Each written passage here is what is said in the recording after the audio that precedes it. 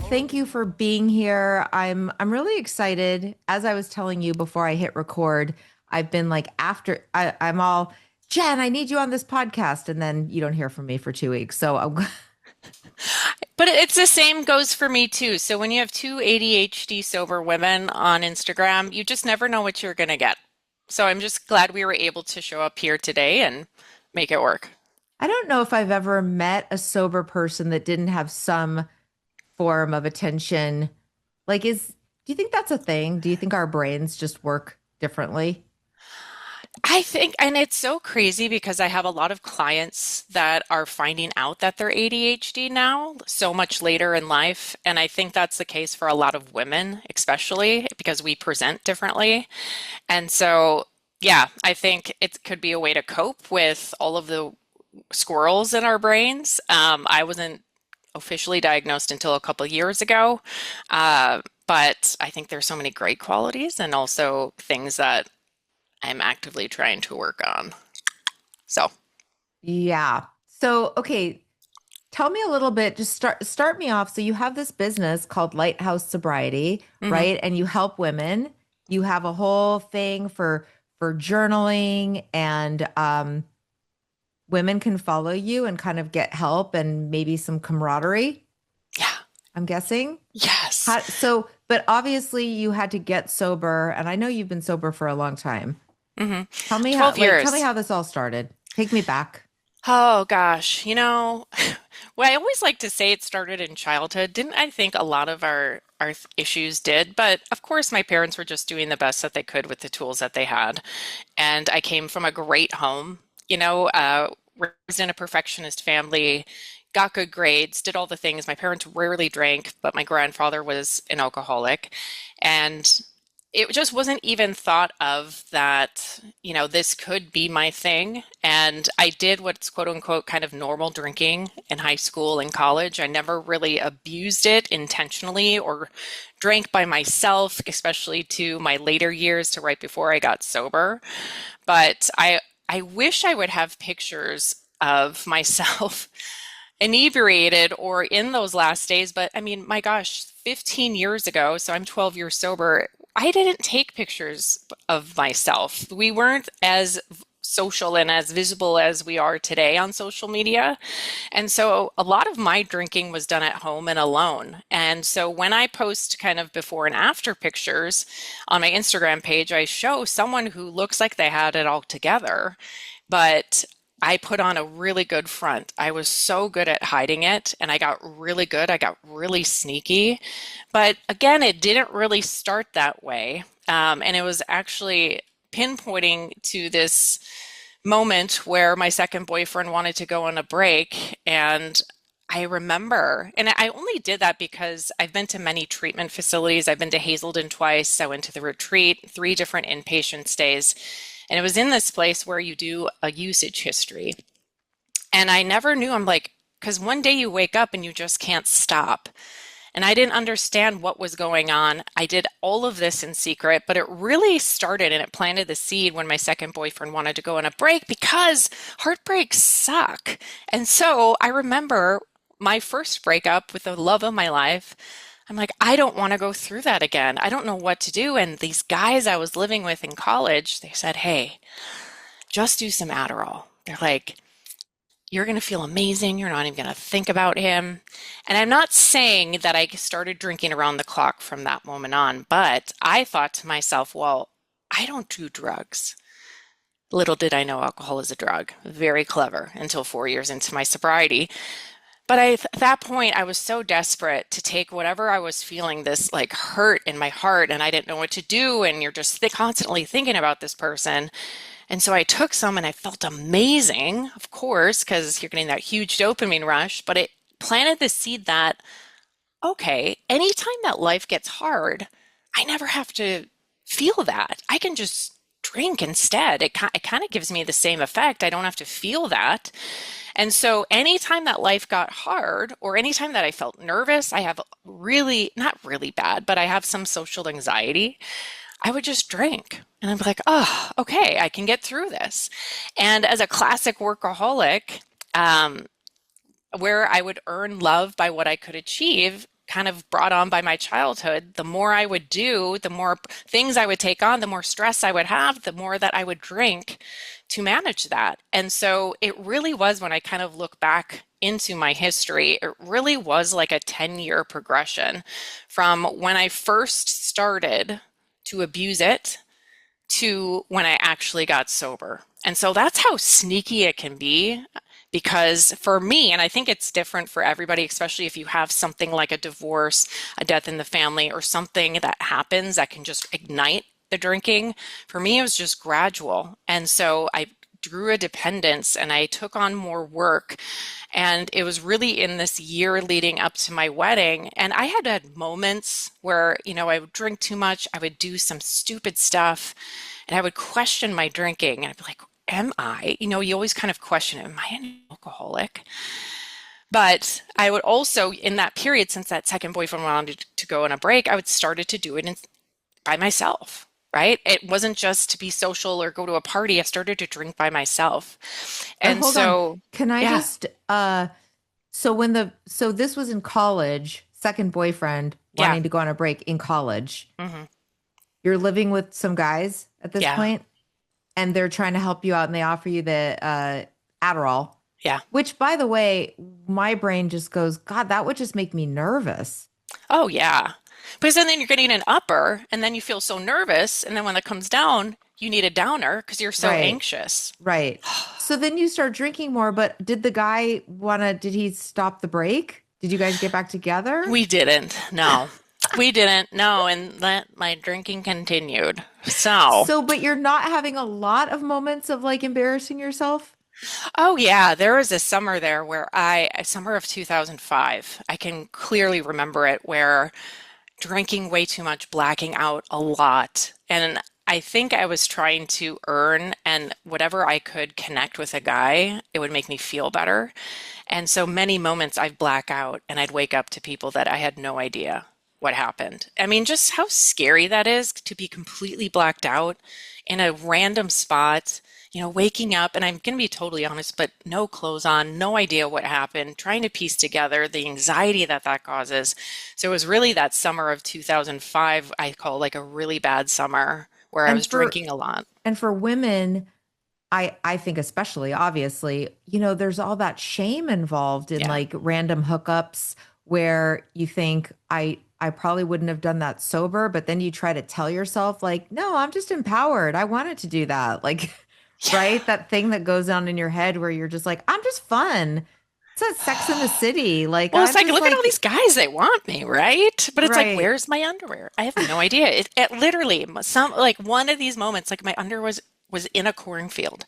And I'm like, I just have no recollection of my actions. I was completely blacked out. But that's how my drinking was. And blackouts Um, are so scary. Like some of the worst moments that I look back on from young drinking in my 20s were like waking up and not knowing where my car is, but really having that incredibly shameful thought of I don't remember almost anything from the night. Like it's not a gray out. It's not like, oh gosh, I remember bits and pieces. And no, I have evenings where I just don't, I have no recollection. I know what happened at the beginning. And then from when I started drinking, gone. yeah. Yeah.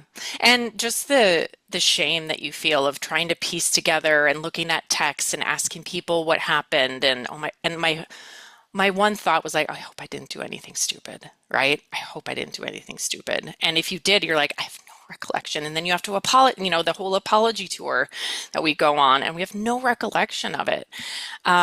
But that wasn't enough. I mean, in the earlier that year was my first DWI. And lo and behold, my dad's a lawyer. So it's Oh, just so this what humbling. happened? Can you tell me the story of the Oh, it's just DWI? classic New Year's Eve. I didn't want to stay where we were staying. I was with a couple girlfriends. There was this guy that I was going to go meet up with. And so we were drinking with girlfriends, going to go drive to go meet him, got pulled over. And yeah, that had to do the classes, got my license taken away, had my dad be my lawyer, all of those things. But that was definitely a red flag. But that was 2005. I Did you, still had a what, were lot your of drinking parents, left in me. Were your parents mad, or Oh yeah. were you able to talk yourself out of it like, oh, it was just a fluke, like not usually like that? It was definitely humbling and embarrassing. Um, they were definitely questioning it, but my drinking still continued after that. I think I cut back a little bit after that to things kind of died down. And of course, I had fees to pay, things of how to have conversations with your work, of why I couldn't drive and why I couldn't rent a car because this is now on my record. I mean, just all of these things that transpired because of that. But again, I didn't still see, I thought, okay, maybe that was like the first red flag, but it wasn't enough for me. And throughout my story, you're going to hear it took a lot for me to actually know that I'm done and finally realize I can't do this. And I not think only that's that more I can't, common. yeah.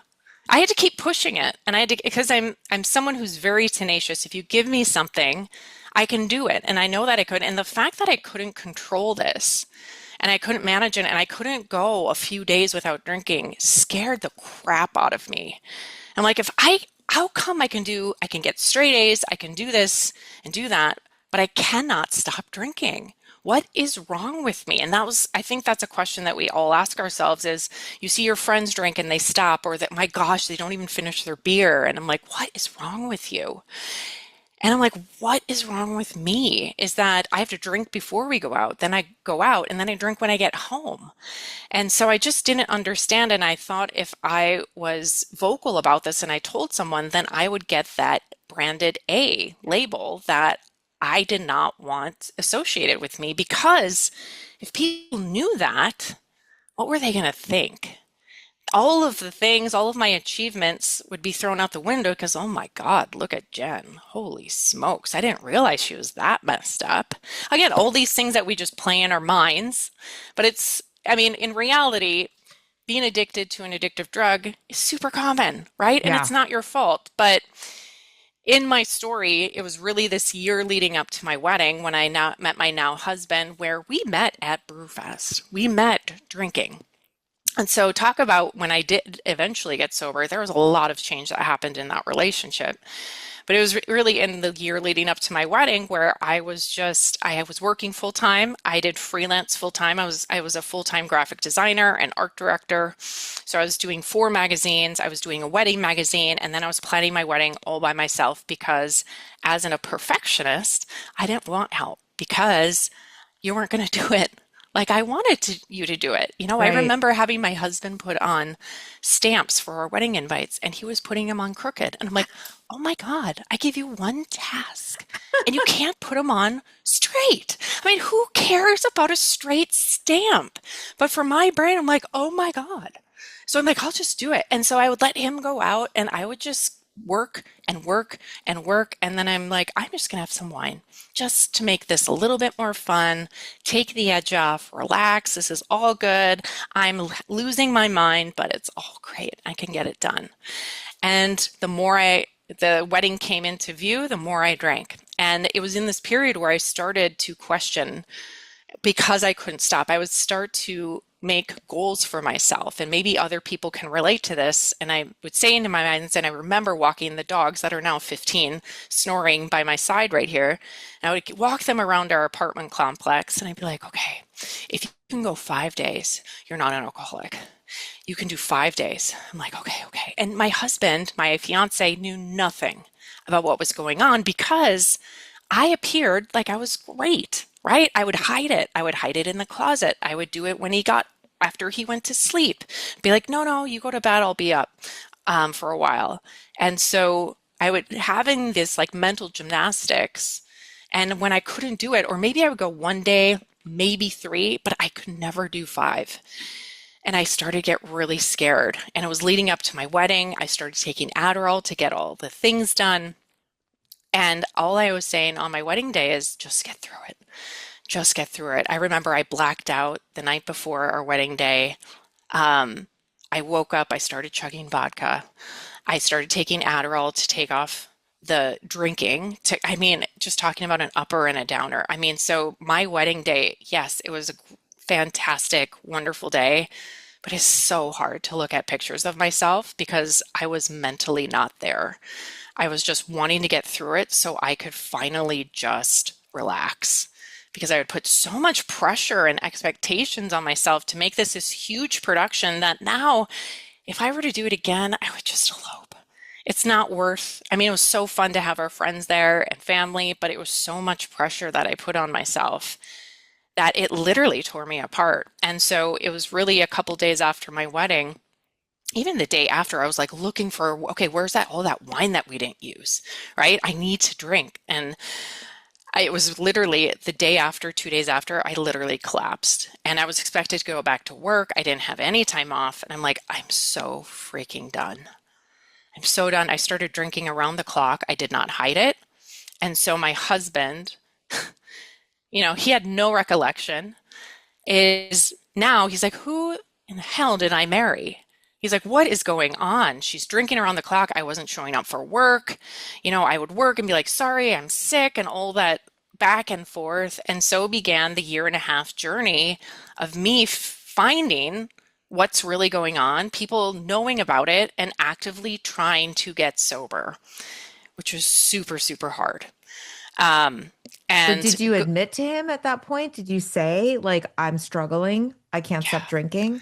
And it was actually a couple weeks before my wedding day that I remember he travels a lot. He's a geologist, and on these trips, I'd be like, "Woohoo! Poo, poo, poo, I can drink as much as I want because now I don't have to fake it, right? I can just go ham."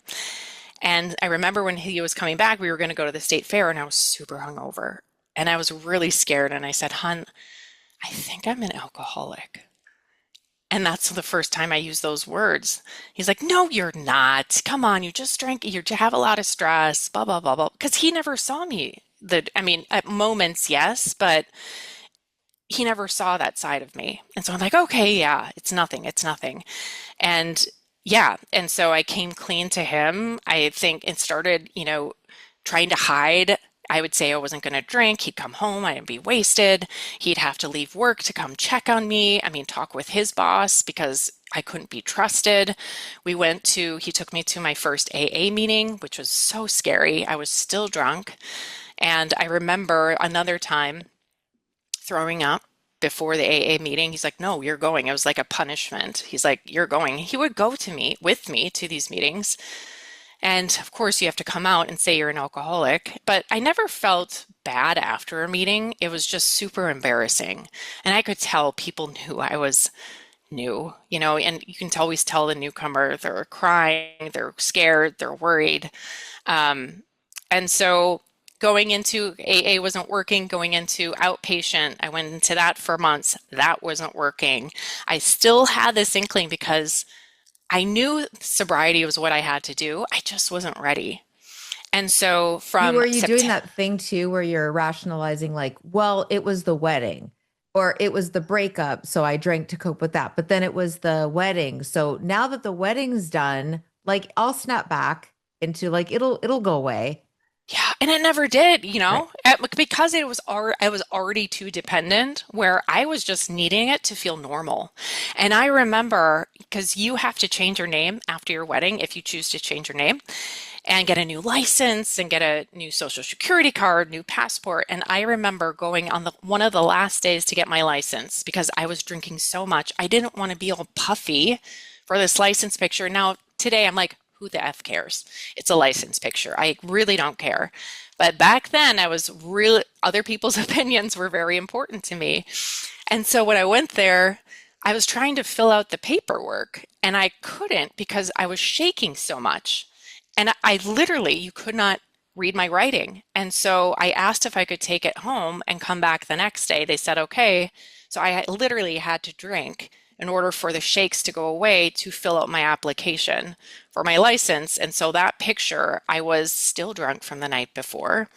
I got my picture taken, did all of that. And so I would just have and save that license just as a reminder of, oh my gosh, just look at how swollen and inflamed I was. But yeah, going into outpatient, I did all the things. That didn't work. Then finally admitting from September 2011 to then August 2012 was when I finally entered inpatient treatment. at Hazelden, and I was so nervous to go to inpatient because I thought I was going to lose my job. What are people going to think? They're going to lay me off. I have so much to do. I have so much on my plate. But at that point, there was really no other option because what I was doing was not working. And I loved it. I love inpatient treatment, and I recommend it for women in my programs who, if they've been in my programs for 2 to 3 times and they're looking for something different, or if it's just not working, I and consider inpatient. I know it's scary, but FMLA protects you if you have a job. And it was the time for that I could really just focus on myself. I didn't have to cook. Yes, I had to clean. And I got to hear other stories. I got to connect with other women who did the same stuff I did. And I felt less alone. I made friendships. It was like going back to college. But in this time period, I knew I was going to drink again. I was already planning it. I'm Really? like, yes. And it's so stupid, but that's what our brains do. So were you like, I get it, and this is so cool, and I like bonding with these women, but I'm not quite as bad as they are. Not that, I just knew I wanted to do it one more time. Okay. I just wanted to have one last hurrah. And so I did. The day after, The got day hammered. after. Day after. I know, and I was feeling so good. I was feeling so amazing. Waylon, my husband, was like, yes. My parents were like, yes, she did it. She's cured. And then that happened. And then the lying and the hiding and all of that just came back tenfold because you learn in treatment or maybe AA meetings that even the amount of time that you're sober, it's doing push-ups in the parking lot, your addiction. It's getting stronger. You're going to leave off, you're going to pick up where you left off. And so it was 1 month and things got so much worse. And I went back to treatment, did their extended care stay at Hazelden, which I loved, which was 60 days. I spent Thanksgiving in treatment. I got out right before Christmas, felt awesome. But again, I still wasn't ready. Even though I felt amazing, I still had to push it farther and farther and farther. And I knew what was holding me back. It was this because I don't have a problem with Adderall, but I would take it because I could get a lot of stuff done. And for a perfectionist and workaholic, when I can work like this and focus, I like it. But I knew that was preventing me from getting sober because my husband didn't know about it. And that was leading me back to drinking. So in the period from December to actually April 23rd, so much happened. So I was out of treatment. I entered a sober house. I did AA. Yes, I was drinking at the sober house, all of the things. I got my second DWI. I got pulled over, blew over a .2 with an open bottle in my car. While you were living Uh, in the sober house? yes. And You so are a that, high achiever. you're welcome. Um, and I just got more clever in places I would hide my drinking. I hid it in bushes. I also went to, not in this period, but in the year and a half, I would go to other forms of alcohol. So I would go to mouthwash. Mouthwash is actually my drink of choice for the last year because I felt so much shame walking into a liquor store, rotating my liquor stores, going in with a hat that if I could just go to Target and get a bottle of mouthwash, which I heard about in treatment, okay, that has the same amount as like a bottle of vodka. I could just drink that and no one would know and I'd have fresh breath. So little did I know how horrible. I mean, I think I knew, but I didn't care how bad it is for your body. I just wanted that feeling to go away and just to feed that. And so I would also go into and try rubbing alcohol. I drank rubbing alcohol, which is lethal. I tried to eat and drink hand sanitizer of just the lengths that you go to of how strong that craving can be to get that fix that I would literally do anything and drink anything that had alcohol in it. Um, and Meanwhile, is your husband at this point, you've been to treatment twice, you've been to outpatient, you've been to meetings. Is your husband like, dude, what the fuck? Or is yeah, he just, is he feel bad for you? Or is he like, why are you doing this? Is he gonna leave you? I'm just curious. and he set boundaries. So if he caught me drinking, he would leave. He'd go to his sister's place. He's like, I can't handle this. I can't be around you when you're like this. And that would make me even want to drink more because people were leaving me and I didn't know what to do and I was scared. And there was even times where I wanted him to come home. So I took a knife and I said I was going to kill myself, which is so selfish. Which at that point in my drinking, like I had those thoughts, which in my right mind, I would never do that, right? And he hurried home, took me to the psych ward. That was my second stay in a psych ward because they were worried about me. And I just said, I just wanted my husband to come home. So yes, he was on his wits' end by the very end. He was ready to draw divorce papers as someone, oh God, I've told my story so many times. And yeah, he's been by my side. He's been supportive, but he didn't know how to help me. He didn't know what to do. Neither did my parents. And so it was And neither really, did you. no, and I didn't know what to do. I just knew, and I would just remember, I vividly remember this. So I was in our condo at the time, and I was on my knees and I was crying, and he was on the couch. We were just talking about it because he didn't know what to do. I had dug such a huge hole, and that wasn't even the worst of it. And I just thought, just feel like I'm in a hole and I don't know how to get out. Like all I want to do is drink. And all I know is that is what's killing me. And so he had kicked me out after that second DWI and said, you can't come home unless you're going to be sober. And so I started living with my parents. I had to go to my dad's office. He's a lawyer, so they could keep tabs on me, which made me want to drink more. I'm like, you're treating me like a child. But they didn't know what to do with me. I shouldn't drink, right? And so I just got way more sneaky. And it was really, I think, that April 20th to April 23rd time period, right before I got ultimately sober, where I remember throwing up my dad's trash can at his office. And I blacked out because I was drinking mouthwash because I got it. There was a Target downtown in downtown Minneapolis. I would sneak away there, go get it, chug it, and then go because I couldn't believe I was 31 years old and I'm living with my parents and they're keeping tabs on me like I'm in eighth grade. And so I blacked out. I came to saying, we're taking you to detox in the middle of the day. They took me. That was actually my second stay in detox. It's not a fun place. And I remember they were going to take me to the ER first, and I came to, and I remember my mom was by my side, and I just said, help me. I don't know what to do. And beds were full, so they took me to a detox, and it was in detox where I say it's kind of like I had an out-of-body experience because it was in that period, in those couple months I was living with my parents, that I really felt myself dying. And I didn't want to believe it, even at the first inpatient stay where they called my parents saying she's going to die if she does not get sober. I'm like, BS. That's such a load of crap. They're just trying to scare you.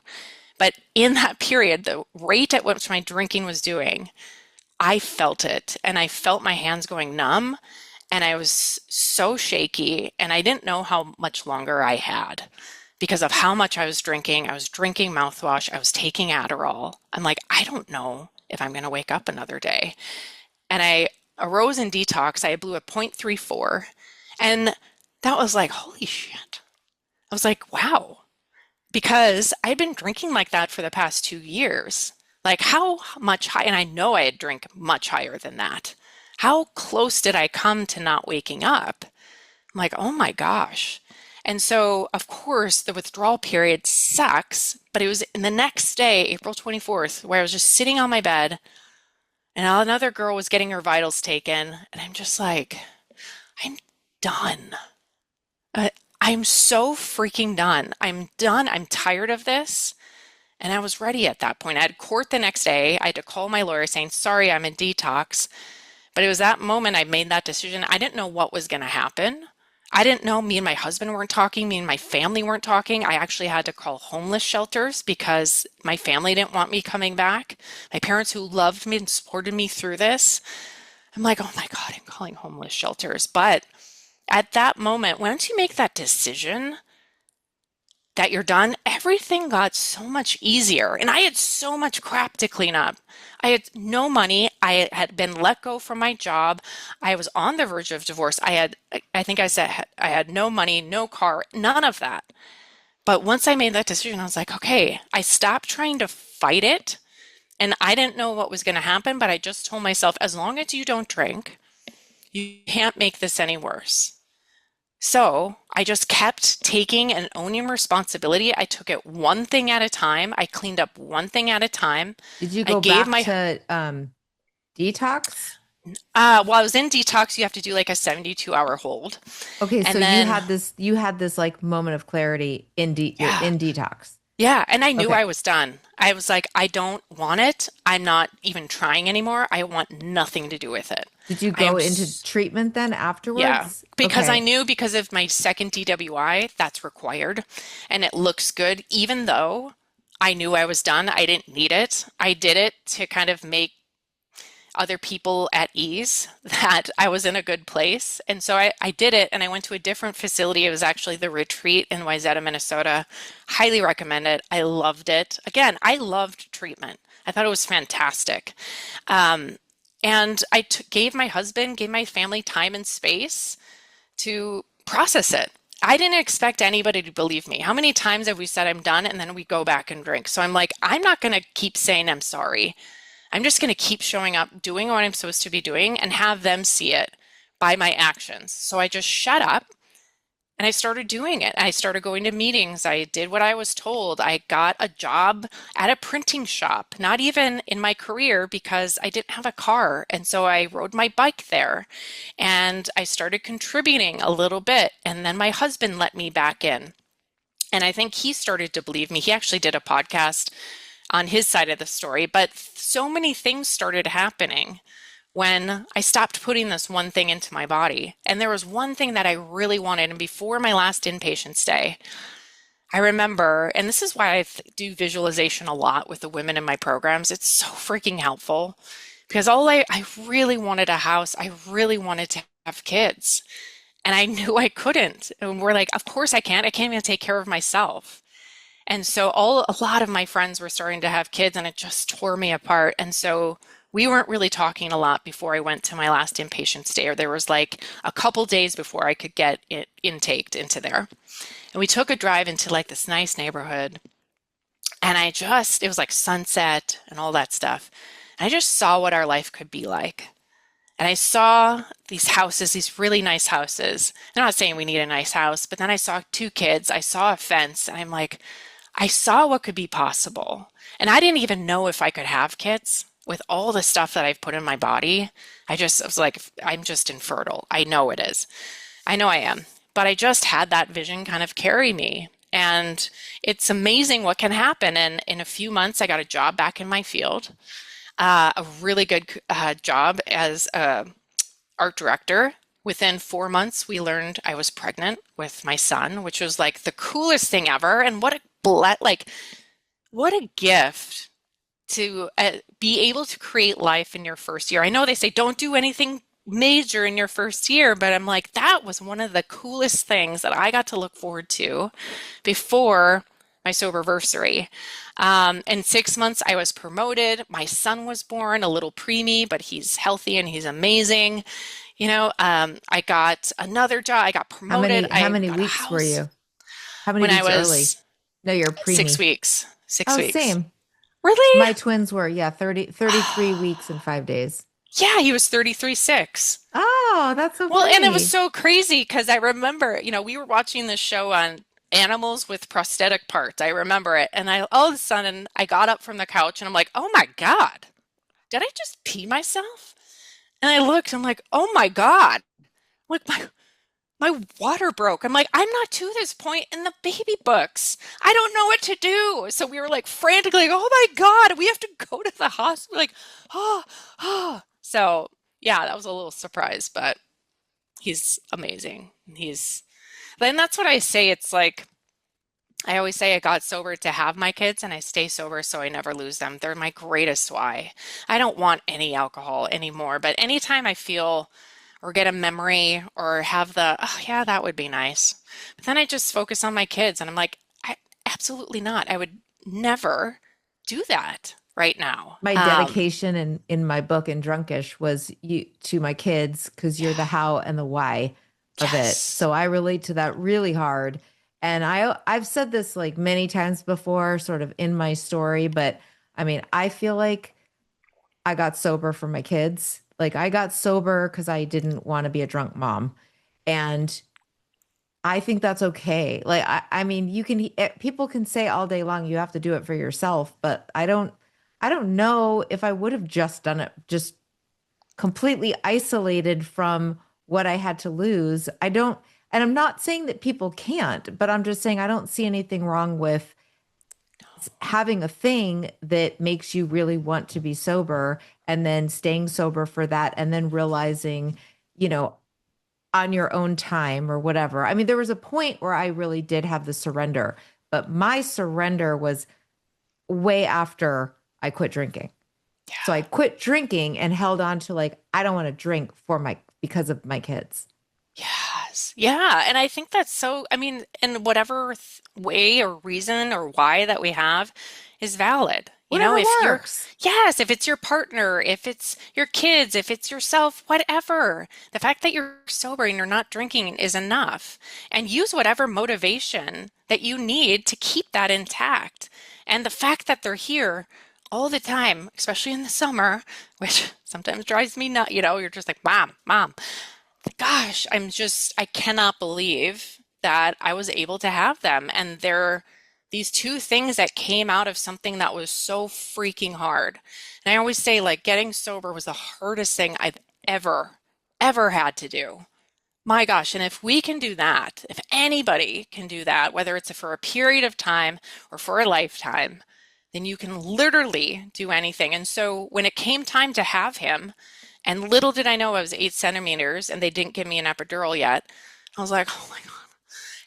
I was like, I don't, people would be like, are you scared for labor? I'm like, no.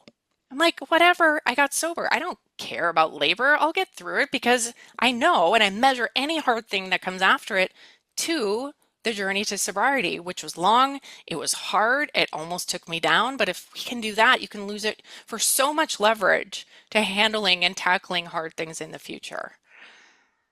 What do you think truly made the difference between all the times that you got sober before? I mean, as a fellow alkie, I get that. I get that moment, the click Hmm. of, oh, I can't go back to, like, I don't have another try in me. I get that. But then what did you do? Like, what was the work that you did to keep that fresh in your mind?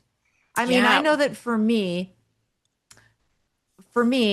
going to 12-step meetings, I really, really needed that at the beginning, even though I, it's so interesting. Like, this is why I love doing this podcast and hearing other people's stories, because I did not drink the way that you drank. It did not get as bad for me.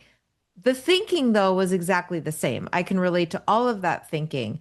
And so I didn't even have a physical dependency. I didn't go to rehab. I didn't ever need to go to detox, but my brain did all of the rationalization. It took so much and it took such a low moment for me to go like, oh, this is just not working. Like, I just don't drink like other people. And then I had to take that realization and have it reinforced by 12-step meetings, by being around other people, by hearing brand new people's stories. You know what I mean? I needed constant reminders that, like, that's what's out there, that's what's waiting for you.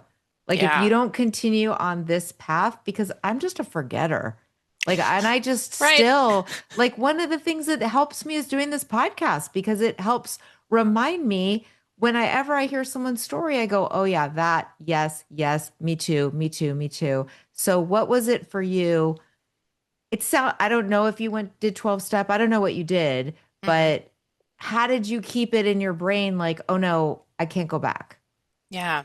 Well, and I forgot to mention too, before I went to my last inpatient, I got honest with my husband.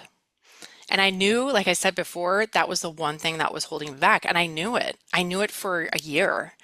And so I sat him down, and the way we catastrophize things in our head, I was like, he's gonna throw a fit. He's gonna trash the bedroom. He's gonna storm out. He's gonna divorce me if he knows that I was taking Adderall. Not every Like, day, but like once in a while. And my right. husband is the most chill guy on the planet. I don't know how he remains so even keeled, which is why we're yin and yang. We complement each other perfectly. So I sat him down and was like, hey, I got it. I have to tell you something. He's like, yeah, what is it? And I explained I've been doing some Adderall during this process and, to get things done, to make me feel better. He was like, okay. He was like, are you done? I'm like, yeah. He's like, all right, then we're good. I'm like, all right. So for years, I was thinking you were going to throw a hissy fit and divorce me. I'm like, okay, great. And my God, once you get honest, and so I really encourage, even though it's so hard to have those conversations, but my gosh, number one, you're not going to die from having a hard conversation. And it just laid off this huge weight on my chest. I'm like, okay, now I can finally do it. I know that. He knows all of my secrets. He's seen me at my very worst. The only way up is up from this moment forward. So I did that before I went to my last inpatient stay, and that made it so much better. But for me and my sobriety, I did do 12 steps for a while because that was the only way. Back 12 years ago, you went to AA meetings. I actually had a parole officer. I had to, or parole officer, where I had to go and do some UAs and things like that. So they would check off your meetings. But I wanted to because, again, that was the way. And I found a good women's meeting. I got a sponsor. I worked the steps. I did all of the things. And that's what they taught in treatment.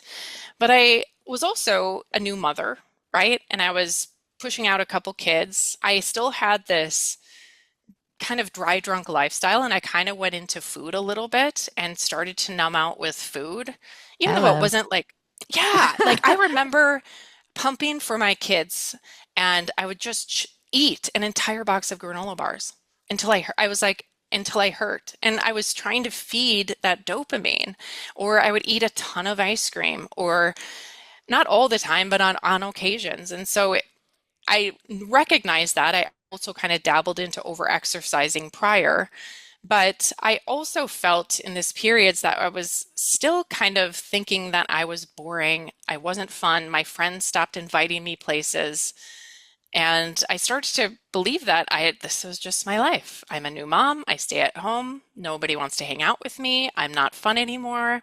I didn't know who I was, but I still enjoying life. And I was never questioning my decision because I was doing the meetings, but I always felt like I want to go when I want to go.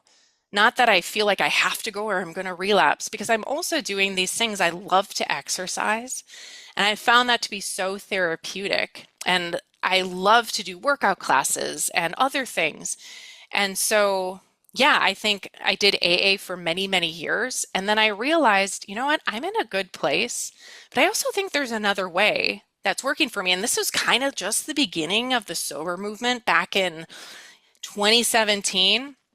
And you know what? The thing that did it for me was to start creating this new sober community and this modern sobriety was I started to become a Beachbody coach. Not because I was following this woman. I think Women with Muscle is super motivating and inspiring, and I love to work out. And so it's so out of the ordinary for me to share my story on social. I just shared pictures of my kids and all that stuff. And so part of being a coach and MLM is to share your story and put yourself out there. And it was so uncomfortable for me to do. I had no pictures of myself. But I remember 2 weeks starting to do this. I wanted to come out about my sobriety. So it was kind of like the big elephant in the room. Like people knew about it, like our friends would talk about it, but no one would ever talk or ask me questions. And I don't expect them to, because no one's actually thinking about you, right? They're just thinking about themselves. But I wanted to talk about it, but it was something that I kept hidden for many years because I thought we were supposed to be hidden. I didn't think we were supposed to talk about it, but I wanted to. And so I told my husband, I don't think people are going to believe me to purchase Beachbody products because I love them, right? I'm not a Beachbody coach anymore, but they're not going to believe me if they don't know this huge part of my life. And at that point, I was ready. And so it was September 7th of 2017. I did this coming out post. And I said, hey, I wrote it in 4 minutes. I'm like, basically laying it all out there. I'm Jen. I'm an alcoholic. I drank because of this. I am sober. This is what I did. This is what I drank over. I think this has prepared me for who I'm to become. And it's so great to put this out there. And I posted it. I threw the phone in my car. I went to an AA meeting. I'm like, I can't believe I just freaking did that. And I came back. Like I was just letting everybody know. It's such a courageous moment. And I love the women that tell me that they came out and on social media. It's such a liberating moment for people. And it's so crazy. It's like you don't do this with like broccoli or Chuck is like, oh my God, I haven't had broccoli in a year. And people are like, oh my God, no way. No, it's like it's only for alcohol I or feel like I could drugs. totally do that though. I Yeah. could really go a year without broccoli. No, I just had it today. It's so good for you. But we don't get that kind of because we know how hard it is. And so I came back, nothing but love and encouragement. I'm like, okay, now that's other secrets out there. Now everybody knows. And I'm not saying I started posting about it a lot, but I noticed I don't think I'm supposed to help women lose weight. I think I'm supposed to help them get sober. Because the moments I would like breadcrumb a little bit about my sobriety and share a little bit more, people are like, "How did you do it? What's working for you?" I'm like, "I don't know. I'm starting to read. I'm starting to work out with kids. I work out at home, and I think the personal development, Quitlet, like your book and things like that, they helped so much and giving me confidence and just knowing how to do life better. They gave me so much clarity in my past. And so in this moment, yeah, I was still doing AA, but I'm like, what if there was another way to get sober? And at this point, I was following Rachel Hollis, and I loved that she was so high energy and motivating. I'm like, what if I were to do that for sobriety?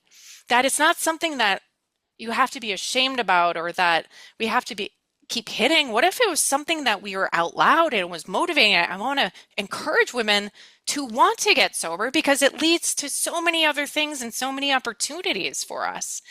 And so I marinated on it for a while. I'm like, I'm just going to create my own. So I started with a Facebook group. We had meetings every week during COVID. And then the more I thought about it, the more women came to me asking if I would coach them. But I always thought, oh, I have to get a certification. I have to do all of that. But I thought, okay, 8 years sober, that's pretty good amount of time. I think I know what I'm doing and what I'm doing is working. So I just kind of created my own. I started to go to AA less and I started to create more of what I was looking for. I'm looking for some women who are looking, yes, to get together, but we chat about a bunch of different things, right? We just had the mocktail mom on. We talk about life. We talk about, going out on Friday night, like really how to live sober. Living And that sober, yeah. yeah, like with my programs, when I started to create a group coaching program, because that's really what I wanted. I wanted us to recover and get sober together. When we're in numbers, it's super powerful and we can help to get each other in this process. And so now I just had a brain fart. Dang it. Um, Well, think about it, but I will also say that one of the things that I like about just hearing people's stories and is that as opposed to if you could listen to like AA speaker tapes, but there's like a lot of AA in them. yes. Listen, and this is coming from somebody who likes my program, but I don't like it's not the only way, and I don't really want to feel lectured to sometimes, or like that if you're not doing this, you're not a real alcoholic, or if you're not doing this, you're going to drink. And I really like the kind of positive, like just bonding with other people and talking about life and what it feels like to not get invited to shit, because you're sober, you feel boring and to Yes. how to find like fun things to do when you're sober. And I love that aspect. I think Yeah, that's and I also a didn't valid get way to that stay sober.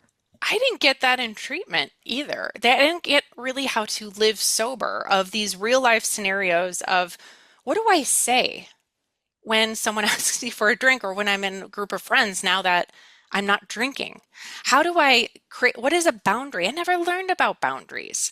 How do I get through Thanksgiving? Like, what are some things I can eat to help with this? Or how do I boost my confidence? How do I calm my anxiety, right? How do we do some stress management? All of those things of really on a day-to-day basis, this is what you can do throughout this process to make this your thing and make this a lifestyle and make it fun, make it exciting. And then I love that you touched on that is I do have AA speakers come in Lighthouse Sobriety because I think there's so many different ways that you can recover and every way is valid. If you want to do, I have some women in AA and some women in Lighthouse Sobriety, and they do both. I'm like, that's great. I think the steps, I think there's really good information and things and work and growth that can happen when you work the steps. And so I take that into my coaching a little bit, but it's a little bit different. And I encourage people, do a bunch until you find what works for you. But if it's many different things, if you're in 2 groups, 3 groups, 1 group, it doesn't matter. The only thing that matters is that you're sober if you want to be, and you explore this relationship with yourself. You start to learn and realize and discover who you are and what you want to do with this. So that's what I've created in the community. We have book club. We read your book last year. We have workouts. We have nutrition. We have guest speakers. We have mocktails. We have retreats. Just different opportunities to build your sober community online, and then hopefully encourage and meet some other women in person who are also in the membership as well.